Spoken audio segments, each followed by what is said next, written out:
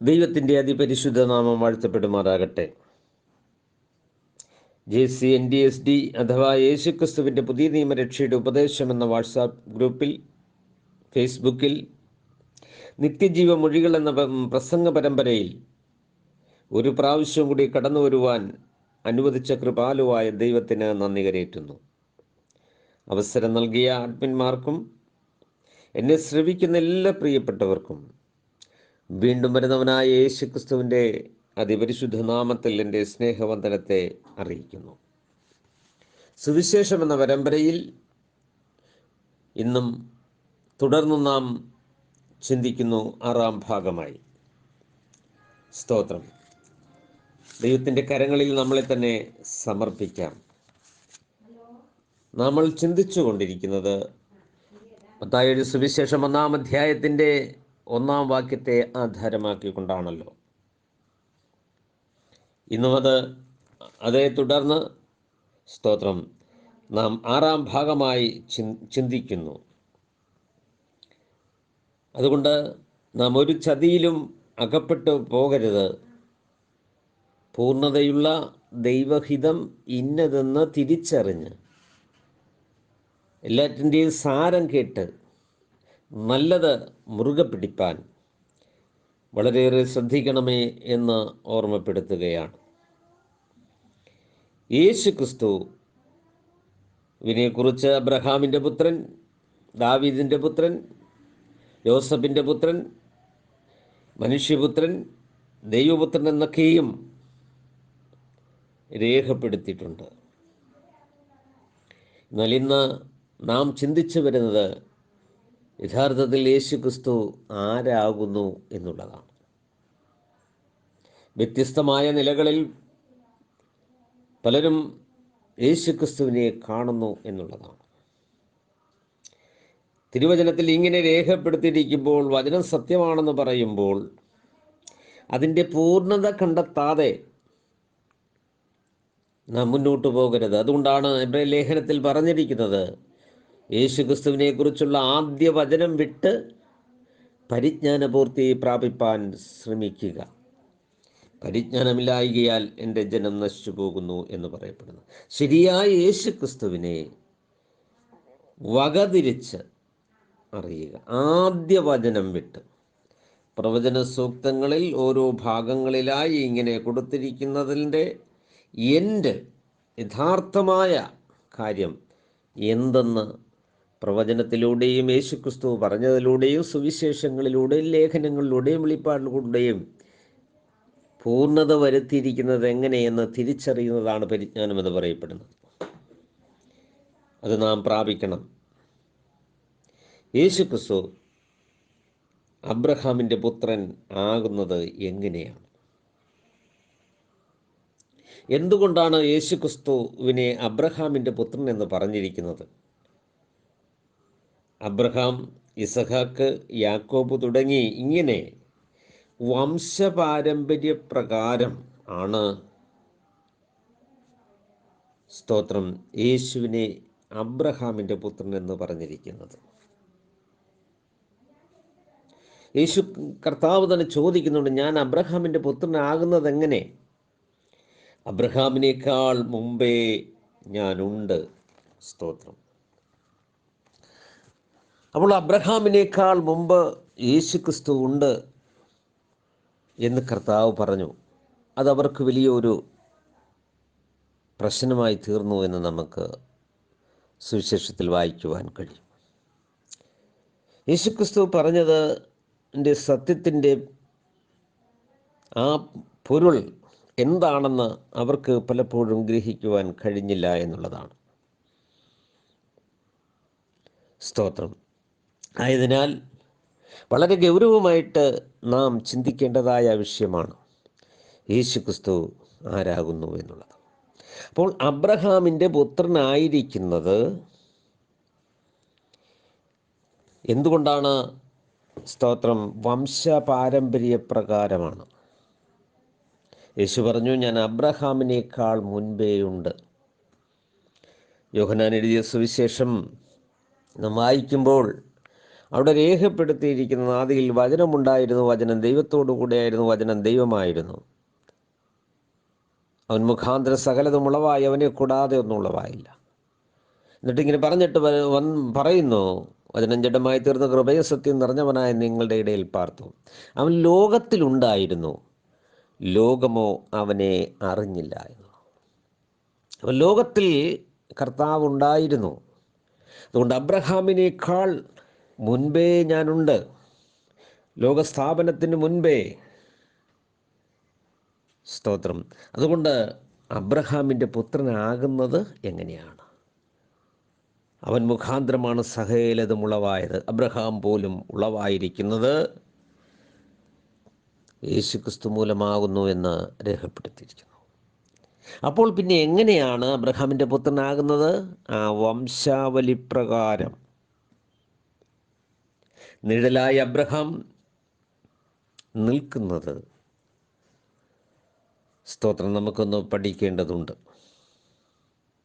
സ്തോത്രം. അവൻ വിശ്വാസികളുടെ പിതാവെങ്കിൽ, അല്ലെങ്കിൽ അബ്രഹാം വിശ്വാസികളുടെ പിതാവെങ്കിൽ, കർത്താവായ യേശു ക്രിസ്തു വിശ്വാസത്തിൻ്റെ നായകനും പൂർത്തി വരുത്തുന്നവനുമാണ്. മാത്രമല്ല, യേശു ക്രിസ്തു നിത്യപിതാവാണ്. മലാക്കി പ്രവചനത്തിൽ നാം വായിക്കുന്നു, നിങ്ങൾക്കെല്ലാവർക്കും ഒരു പിതാവല്ലോ ഉള്ളത്. ആ പിതാവ് യഹോവയെന്നവിടെ രേഖപ്പെടുത്തിയിരിക്കുന്നു. യേശു പറഞ്ഞു, ആരെയും ഭൂമിയിൽ ആരെയും പിതാവെന്ന് വിളിക്കരുത്, അത് സ്വർഗസ്ഥൻ തന്നെ. യേശുവിനെക്കുറിച്ച് ഇങ്ങനെയാണ് പറഞ്ഞിരിക്കുന്നത്, സ്വർഗത്തിൽ നിന്നിറങ്ങി വന്നവനായി, സ്വർഗത്തിലിരിക്കുന്നവനായി, മനുഷ്യപുത്രനല്ലാതെ ആരും സ്വർഗത്തിൽ കയറിയിട്ടില്ല. അബ്രഹാം ജനിക്കുന്നതിന് മുൻപേ ഞാനുണ്ട്. പിന്നെ എങ്ങനെയാണ് ഞാൻ അബ്രഹാമിൻ്റെ പുത്രനാകുന്നത്? സ്തോത്രം. പ്രിയരെ, അതുകൊണ്ട് അവൻ സ്വർഗസ്ഥനാണ്. യേശു ക്രിസ്തു സ്വർഗത്തിൽ നിന്ന് ഇറങ്ങി വന്നവനായി, സ്വർഗത്തിലിരിക്കുന്നവനായ മനുഷ്യപുത്രനല്ലാതെ ആരും സ്വർഗത്തിൽ കയറിയിട്ടില്ല. യെശയ്യാ പ്രവചനം 9:6 അധ്യായത്തിൽ അവൻ നിത്യപിതാവാണ് എന്ന് അവിടെ രേഖപ്പെടുത്തിയിരിക്കുന്നു. അവൻ ദൈവം നമ്മോടുകൂടെ എന്നർത്ഥമുള്ള ഇമ്മാനുവലാണ്.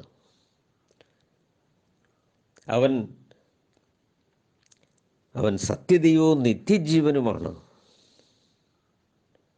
പിന്നെ എങ്ങനെയാണ് അബ്രഹാമിൻ്റെ പുത്രനായിരിക്കുന്നത്? അപ്പോൾ നിഴലായി നിൽക്കുന്ന അബ്രഹാമിനെ കുറിച്ച് നമുക്ക് പഠിക്കേണ്ടതുണ്ട്. എന്നാൽ അതിൽ ഞാൻ ഈ ഒരു കാര്യം പറയുന്നു, അബ്രഹാം വിശ്വാസികളുടെ പിതാവെങ്കിൽ, അബ്രഹാമിൽ സകല ജാതിയും അനുഗ്രഹിക്കപ്പെടണമെന്ന് എഴുതിയിരിക്കയാൽ യേശു ക്രിസ്തുവിൽ സകല ജാതികളും അനുഗ്രഹിക്കപ്പെടും. അപ്പോൾ ലോകത്തിൽ അവനുണ്ടായിരുന്നു, ലോകമോ അവനെ അറിഞ്ഞില്ല എന്നുള്ളതാണ്. അവൻ മുഖാന്തരം സകലതും ഉളവായതൊന്നും അവനെ കൂടാതെ അല്ല. അവൻ ദൈവമാണ്, ദൈവം നമ്മോട് കൂടെ എന്നർത്ഥമുള്ള ഇമ്മാനുവലാണ്. അപ്പോൾ അബ്രഹാമിൻ്റെ പുത്രനുമാണ് യേശുക്രിസ്തു, അബ്രഹാമിൻ്റെ ദൈവവുമാണ്. അപ്പോൾ സ്തോത്രം, യേശുക്രിസ്തു അബ്രഹാമിൻ്റെ പുത്രനായി ഇരിക്കുന്നു വംശാവലി പ്രകാരം, എന്നാൽ അബ്രഹാമിൻ്റെ ദൈവമാണ് എന്ന് എഴുതിയിരിക്കുന്നു. അപ്പോൾ ഇതിൽ നിന്ന് നാം മനസ്സിലാക്കുന്നത്, അബ്രഹാമിൻ്റെ പുത്രനായിരിക്കുന്നത് വംശാവലി പ്രകാരം നിഴലും പൊരുളുമായി നിലനിൽക്കുമ്പോൾ യേശുക്രിസ്തുവിൻ്റെ പുത്രത്വത്തിൽ കടിച്ചു തൂങ്ങി കിടക്കരുതേ എന്ന് ഓർമ്മപ്പെടുത്തുകയാണ്. അവൻ സത്യദൈവവും നിത്യജീവനും ആകുന്നു. അതുകൊണ്ടാണ് സ്തോത്രം യേശുക്രിസ്തു അബ്രഹാമിൻ്റെ പുത്രനെന്ന് പറയുവാനുള്ള കാരണം. സ്തോത്രം. രണ്ടാമതായി ദാവീദിൻ്റെ പുത്രനായിരിക്കുന്നത് എങ്ങനെയാണ്? സ്തോത്രം. ദാവീദിൻ്റെ നിഴലും പൊരുളും നമുക്ക് അറിയേണ്ടതുണ്ട് എന്നുള്ളതാണ്. സ്തോത്രം. ദാവീദ് രാജാവായിരിക്കുന്നു എന്നുള്ളതാണ്. സ്തോത്രം. ദാവീദ് രാജാവായിരിക്കുന്നു. നമ്മളൊന്ന് ശമൂവേലിൻ്റെ പുസ്തകം 12-ാം അധ്യായത്തിൻ്റെ 12-ാം വാക്യം നമ്മൾ വായിക്കുമ്പോൾ, പിന്നെ അമ്മോന്യരുടെ രാജാവായ നാഹാൾ നിങ്ങളുടെ നേരെ വരുന്നത് നിങ്ങൾ കണ്ടപ്പോൾ നിങ്ങളുടെ ദൈവമായ യഹോവ നിങ്ങൾക്ക് രാജാവായിരിക്കെ നിങ്ങൾ എന്നോടൊരു രാജാവ് ഞങ്ങളുടെ മേൽ വാഴണമെന്ന് പറഞ്ഞു. ഇപ്പോൾ ഇതാ, നിങ്ങൾ തിരഞ്ഞെടുത്തവനും ആഗ്രഹിക്കുന്നവനുമായ രാജാവ് യഹോവ നിങ്ങൾക്കൊരു രാജാവിനെ കൽപ്പിച്ചാക്കിയിരിക്കുന്നു. അപ്പോൾ ദൈവത്തിൻ്റെ ജനത്തെ ഭരിക്കുവാൻ ദൈവമാണ് രാജാവായിരിക്കെ, സ്തോത്രം, ശമൂവേലിനോട് പറയുകയും അത് നിമിത്തം അവരുടെ ആഗ്രഹപ്രകാരം, സ്തോത്രം, ഒരു രാജാവിനെ നിയമിച്ചു കൊടുക്കുകയും ചെയ്തു. അങ്ങനെ ആദ്യത്തെ രാജാവായി ശൗൽ ദൈവത്തിൻ്റെ നിയമങ്ങളെ ലംഘിച്ച് ദൈവത്തിൽ നിന്ന് അകന്നു പോയപ്പോൾ, സ്തോത്രം, അവൻ്റെ രാജ്യത്വം നീങ്ങി ദൈവം രണ്ടാമതായി, സ്തോത്രം, തിരഞ്ഞെടുത്തു ദാവീദിനെ. ദാവീദ്, സ്തോത്രം, ദൈവത്തിൽ ആശ്രയിക്കുകയും വിശ്വസിക്കുകയും ദൈവമഹത്വത്തിനായി നിലനിൽക്കുകയും ദൈവത്തിൻ്റെ ഹിതപ്രകാരം ജീവിക്കുകയും ചെയ്തതായ ഒരു വ്യക്തിയാണ്. ദൈവത്തിൻ്റെ ഹൃദയപ്രകാരം കുറ്റവും കുറവുകളൊക്കെയും ഉണ്ട് എങ്കിലും ദൈവം ആഗ്രഹിക്കുന്ന വിധത്തിൽ ആയിത്തീരുന്ന, അതിനുവേണ്ടി നിലനിന്ന,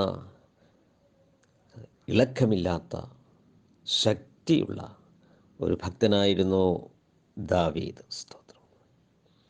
പ്രിയരെ, അതുകൊണ്ട് യഹൂദന്മാരുടെ രാജാവായി പിറന്നവൻ എവിടെയെന്ന് മത്തായിയുടെ സുവിശേഷം 2-ാം അധ്യായത്തിൽ നമുക്ക് കാണുവാൻ കഴിയും. അപ്പോൾ ദൈവജനത്തെ ഭരിക്കുവാൻ ദൈവം രാജാവായിരിക്കുന്നു. സ്തോത്രം. അത് യഹൂദന്മാരുടെ രാജാവാണ് യഹോവയായ ദൈവം. സ്തോത്ര. സുവിശേഷത്തിൽ നാം വായിക്കുന്നു, യഹൂദന്മാരുടെ രാജാവ് കർത്താവായ യേശുക്രിസ്തു ആകുന്നു എന്ന് നമുക്ക് കാണുവാൻ കഴിയും.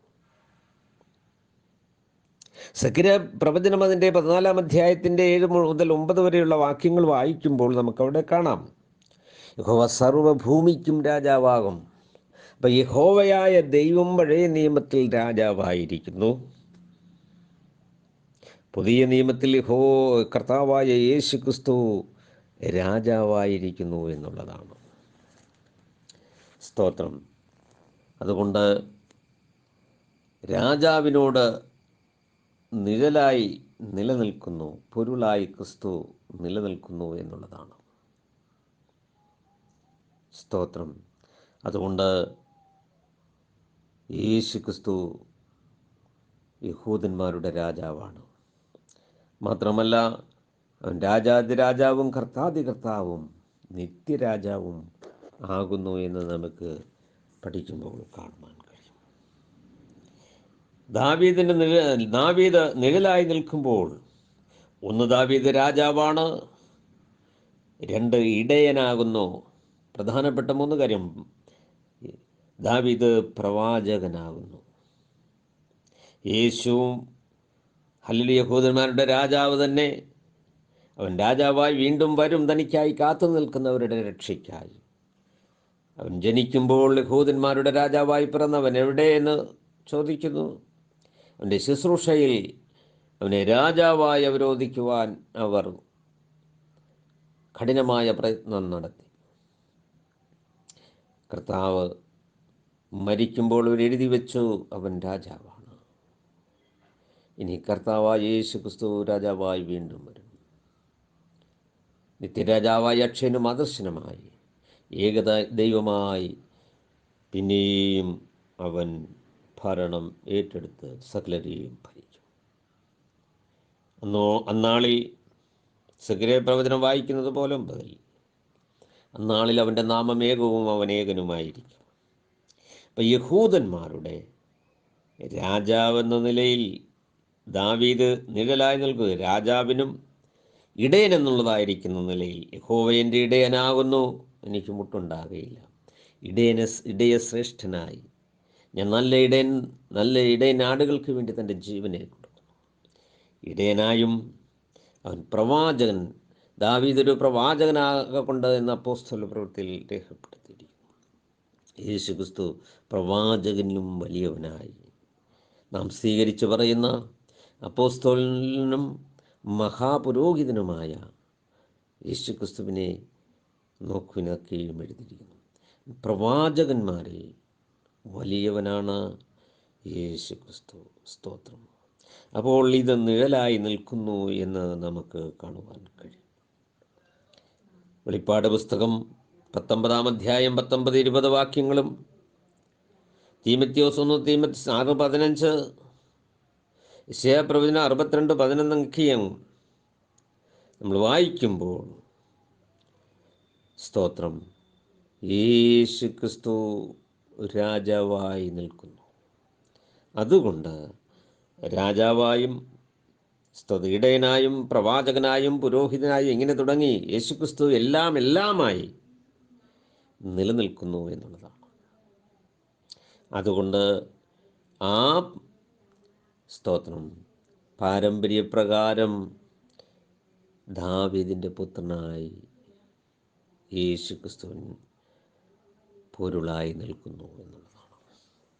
അതുകൊണ്ടാണ് ദാവീദ് സ്തോത്രം എൻ്റെ പുത്രനാകുന്നത് എങ്ങനെയെന്ന് ചോദിച്ചത്. പറയുകയാണ്, ദാവീദ് പരിശുദ്ധാത്മാവിൽ കർത്താവെന്ന് വിളിക്കുന്നു. പിന്നെ എങ്ങനെയാണ് യേശുക്രിസ്തു ദാവീദിൻ്റെ പുത്രനായിരിക്കുന്നത്? അതുകൊണ്ട് ഇത് പ്രകാരമാണ് യേശുക്രിസ്തു ദാവീദിൻ്റെ പുത്രനായി ഇരിക്കുന്നത്. ദൈവപുത്രനായിരിക്കുന്നത് എങ്ങനെയാണ്? റോമാലേഖനം 1-ാം അധ്യായം 8-ാം വാക്യം വായിക്കുമ്പോൾ വിശുദ്ധിയുടെ ആത്മാവ് സംബന്ധിച്ച് അവൻ ദൈവപുത്രൻ എന്ന് വിളിക്കപ്പെടും. മനുഷ്യരിൽ ആരും പാപമില്ലാത്തവനില്ല, എല്ലാവരും ഒരുപോലെ പാപം ചെയ്തിരിക്കുന്നു. എന്നാൽ പാപമില്ലാത്തവൻ, അറിയാത്തവൻ, ഹല്ലേലൂയ, സ്തോത്രം.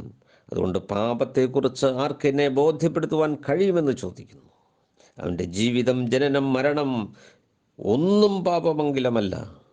പാപം കൂടാതെ വീണ്ടും പ്രത്യക്ഷനാകും. അതുകൊണ്ട് യേശുക്രിസ്തു എങ്ങനെയാണ് ദൈവപുത്രനാകുന്നത്? എബ്രായ ലേഖനത്തിൽ നമ്മൾ 7-ാം അധ്യായത്തിൽ അവന് പിതാവില്ല, മാതാവില്ല, ജീവാരംഭവും ജീവാവസാനവുമില്ല. വെളിപ്പാട് പുസ്തകം 1:17 വായിക്കുന്നു, അവൻ ആദ്യനും അന്ത്യനുമായിരിക്കുന്നു. യെശയ്യാപ്രവചനം 44:6-7 വാക്യം വായിക്കുമ്പോൾ അവിടെ യഹോവ ആദ്യനും അന്ത്യനുമായിരിക്കുന്നു എന്ന് രേഖപ്പെടുത്തിയിരിക്കുന്നു. യെശയ്യാപ്രവചനം 14 ദൈവം നമ്മോട് കൂടെ എന്ന അർത്ഥമുള്ള ഇമ്മാനുവലാണ്. സ്തോത്രം.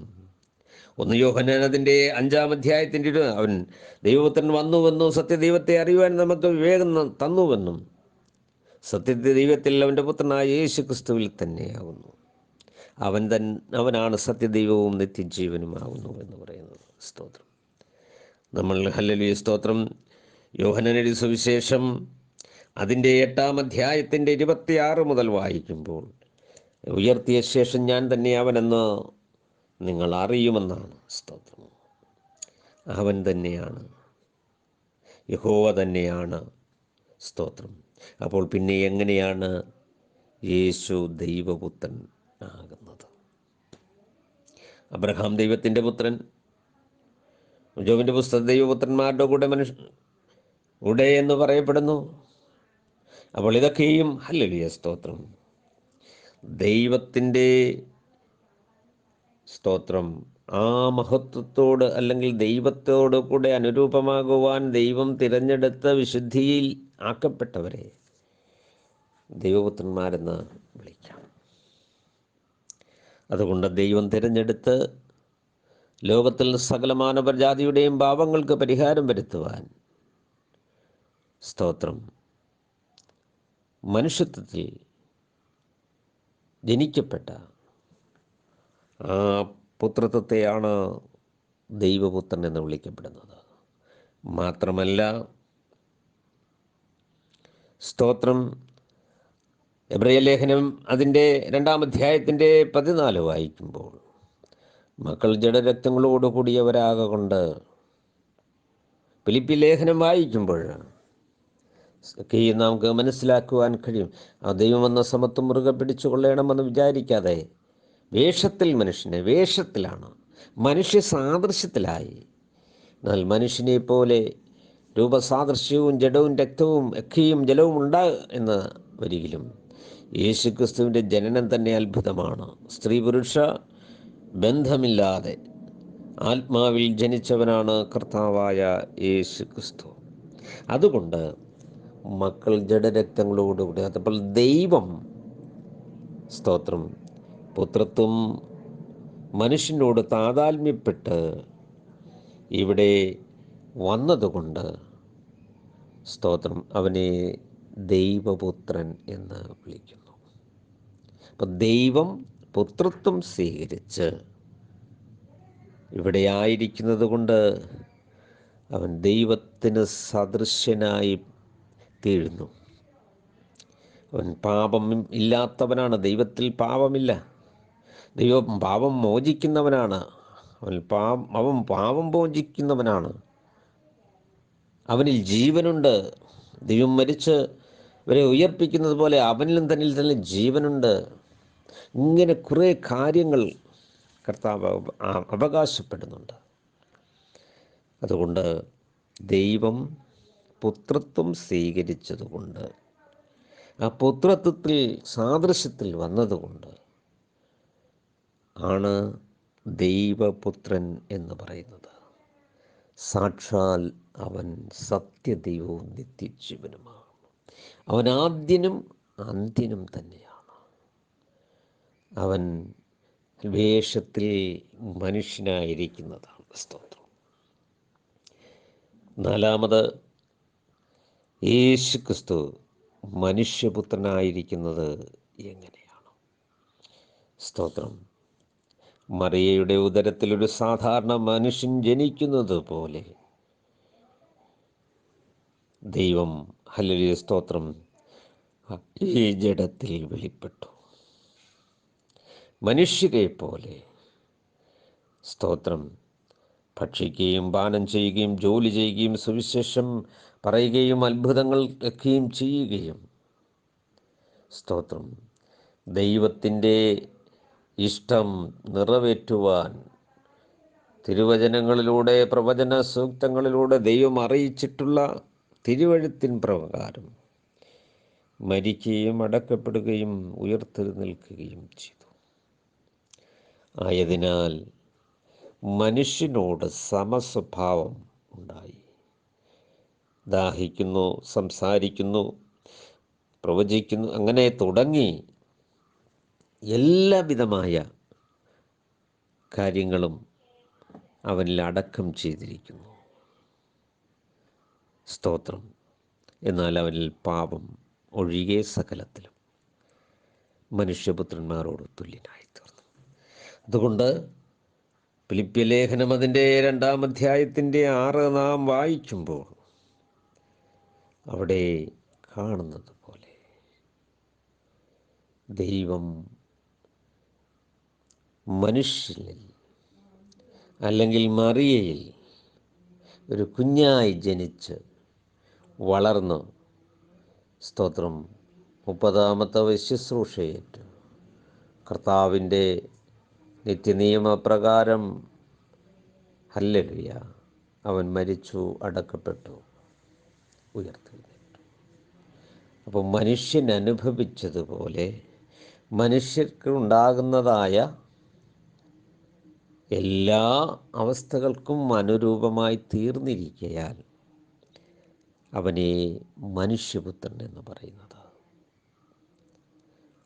അതുകൊണ്ടാണ്, സ്തോത്രം, അവൻ മനുഷ്യപുത്രനായിരിക്കുന്നത്. അപ്പോൾ യേശുക്രിസ്തു മനുഷ്യപുത്രനാണോ? അല്ല. എന്നാൽ മനുഷ്യപുത്രനല്ലേ? അതെ. അപ്പോൾ മനുഷ്യപുത്രനോട് സാദൃശ്യനായി വന്നതായ കർത്താവായ യേശു ക്രിസ്തു അല്ലെങ്കിൽ മെസ്സിയ എന്നവർക്ക് ബോധ്യപ്പെടുകയും അവൻ ദൈവമാണെന്നുള്ള വെളിപ്പാടും കൂടെ നൽകിക്കൊണ്ടാണ് ദൈവവചനം അവസാനിപ്പിക്കുന്നത്. അപ്പോൾ അതിൻ്റെ പൂർണ്ണത നമ്മൾ കണ്ടെത്തി ക്രിസ്തുവിനെ തിരിച്ചറിഞ്ഞ് ആരാധിക്കണമെന്ന് ഓർമ്മപ്പെടുത്തുകയാണ്. അപ്പോൾ യേശു ക്രിസ്തു ദൈവവുമാണ്, പുത്രനുമാണ്. യേശു ക്രിസ്തു അബ്രഹാമിൻ്റെ പുത്രനുമാണ്, ദൈവവുമാണ്. അവൻ ദാവീദിൻ്റെ പുത്രനുമാണ്, ദൈവവുമാണ്. മനുഷ്യപുത്രനും ആകുന്നു, അപ്പോൾ തന്നെ സകല മനുഷ്യരുടെയും ദൈവവുമാകുന്നു. ഈ സത്യമാണ് നാം ശരിയായി മനസ്സിലാക്കേണ്ടത്.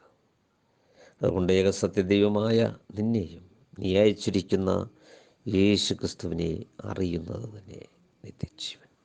അതുകൊണ്ടാണ് പരിശുദ്ധാത്മാവ് സ്തോത്രം അവരുടെ മേൽ വന്നപ്പോൾ അറിയാത്തതായ സത്യങ്ങളെ ദൈവം അറിയിച്ചു.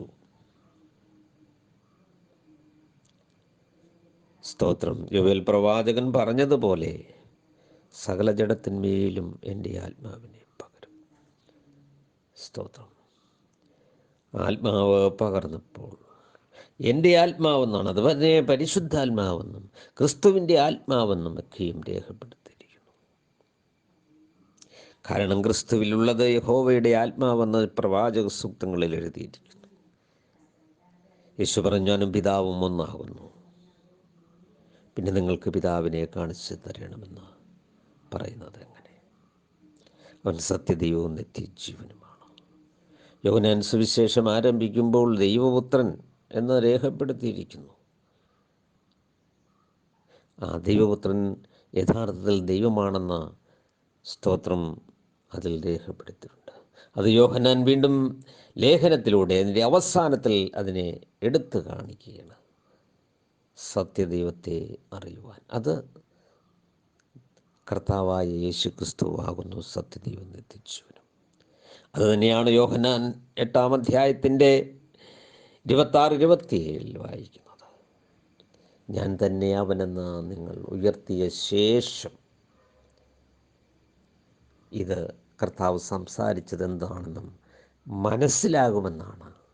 അതുകൊണ്ട് പരിശുദ്ധാത്മാവ് അവരുടെ മേൽ വന്നപ്പോൾ അവൻ്റെ നാമം മൂലം സകല ജാതികൾക്കും പാപമോചനം ലഭിക്കുമെന്ന് എഴുതിയിരിക്കയാൽ അപ്പോസ്തല പ്രവൃത്തി 2-ാം അധ്യായത്തിൽ പരിശുദ്ധാത്മാവ് അല്ലെങ്കിൽ ദൈവത്തിൻ്റെ ആത്മാവ് അല്ലെങ്കിൽ യേശു ക്രിസ്തുവിൻ്റെ ആത്മാവ്, യോഹന്നാൻ വിളിച്ചു പറഞ്ഞാൽ പരിശുദ്ധാത്മാവിൽ സ്നാനം കഴിപ്പിക്കുന്നവൻ യേശുവാണെന്നാണ്, എൻ്റെ പിന്നാലെ വരുന്നുവെന്ന്.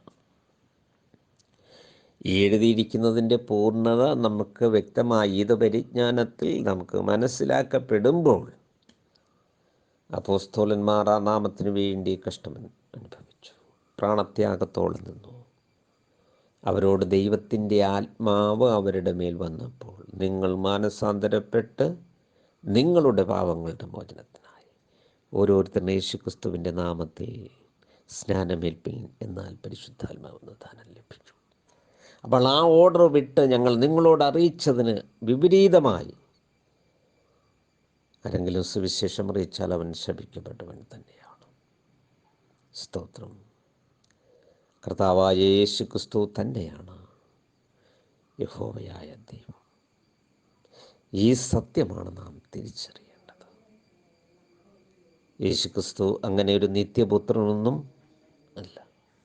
പ്രൊഫസറും പണ്ഡിതന്മാരൊക്കെ അവരെയൊക്കെ പറയും അങ്ങനെ. പക്ഷേ യേശു ക്രിസ്തു പുത്രത്വം സ്വീകരിച്ച് അവൻ നിത്യപിതാവാണ്. സ്തോത്രം. ഒരു മനുഷ്യന് അപ്പനായിരിക്കുവാനും മകനായിരിക്കുവാനും കഴിയുന്നത് പോലെ യേശു ക്രിസ്തു ഈ ലോകത്തിലേക്ക് വന്നു. അത് പുത്രത്വം സ്വീകരിച്ചു. കാരണം ദൈവമെന്ന സമത്വം, ദൈവത്തെ ആർക്കും കണ്ട് ജീവനോടിരിപ്പാൻ ദൈവത്തെ ആരും ഒരു നാളും കണ്ടിട്ടില്ല. ദൈവത്തെ വെളിപ്പെടുത്തുവാൻ അവൻ്റെ ഏകജാതനായ പുത്രൻ എന്നതുകൊണ്ട് രേഖപ്പെടുത്തിയിരിക്കുന്നത് മടിയിലിരിക്കുന്ന എന്തിനു വേണ്ടി? സത്യദൈവത്തെ വെളിപ്പെടുത്തുവാൻ.